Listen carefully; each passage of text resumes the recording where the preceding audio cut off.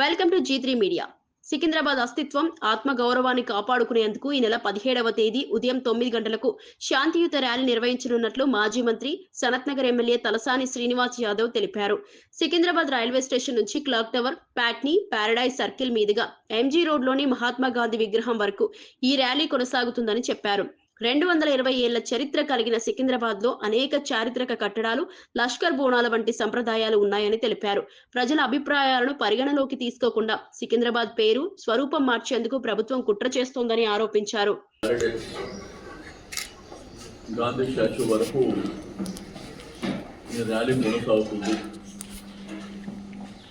అయితే సికింద్రాబాద్ అస్తిత్వం, సికింద్రాబాద్ ఆత్మ గౌరవానికి సంబంధించినటువంటి అంశంలో సికింద్రాబాద్ కంటోన్మెంట్, సికింద్రాబాద్ పరిసర ప్రాంతాల్లో ఉన్నటువంటి ప్రతి ఒక్కరికి రిక్వెస్ట్ చేసేది, ఇంటికి ఒక్కరు రండి. ఇది మన యొక్క అస్తిత్వం, మన ఆత్మ గౌరవం. అందరూ కూడా భాగస్వామ్యం కావాల్సినటువంటి అవసరం ఉన్నది. నేను ప్రధానమైనటువంటి రాజకీయ పార్టీలు కానీ, స్వచ్ఛంద సంస్థలు కానీ అందరూ కూడా ఇన్వైట్ చేస్తాం. ఇది మన ప్రాంతం 220 సంవత్సరాల సుదీర్ఘమైనటువంటి చరిత్ర ఉన్నటువంటి ప్రాంతం.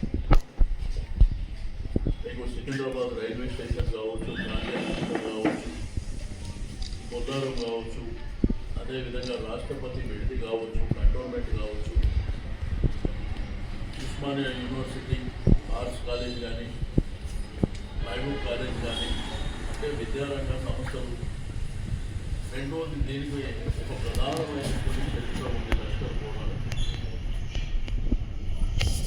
ఇవన్నీ ఉన్నటువంటి సికింద్రాబాద్ ప్రాంతాన్ని ప్రభుత్వం నామరూపాలు లేకుండా చేయాలనేటువంటి ఒక ప్రయత్నం జరుగుతుందో దాన్ని ప్రొటెస్ట్ చేయడానికి ఒకవైపున ముఖ్యమంత్రి గారు సికింద్రాబాద్ని టచ్ చేయలేదు.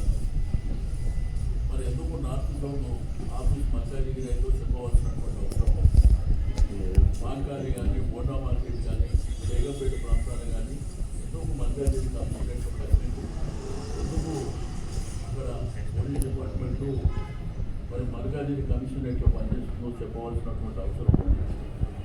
అయితే నేను అన్ని వర్గాల ప్రజలు ఈరోజు సమాజంలో ఉన్నటువంటి సికింద్రాబాద్తోని, ఈ భూమితోని, మట్టితోని అనుబంధం ఉన్నటువంటి ప్రతి ఒక్కరికి, ఇంక్లూడింగ్ మీడియా, ప్రెస్ అందరినీ కూడా వ్యాపార సంస్థలు కానీ, యూనియన్స్ కానీ, కాలనీస్ కానీ, అమాలీస్ కానీ, ఆటో యూనియన్లు కానీ, అడ్వకేట్లు కానీ, డాక్టర్లు కానీ అందరికీ కూడా మనం ఈ ప్రభుత్వం మీద ఒత్తిడి చేయడానికి మనకి ఏకైక మార్గం గాంధేయ మార్గంలో ముందుకు వెళ్ళడం.